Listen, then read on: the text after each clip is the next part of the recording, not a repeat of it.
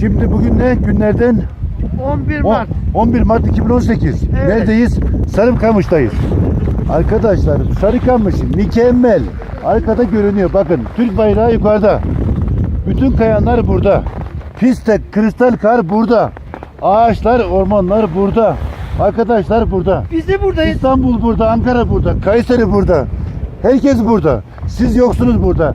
Burası mükemmel. Mükemmel bir yer burası. Bekliyoruz, gelin.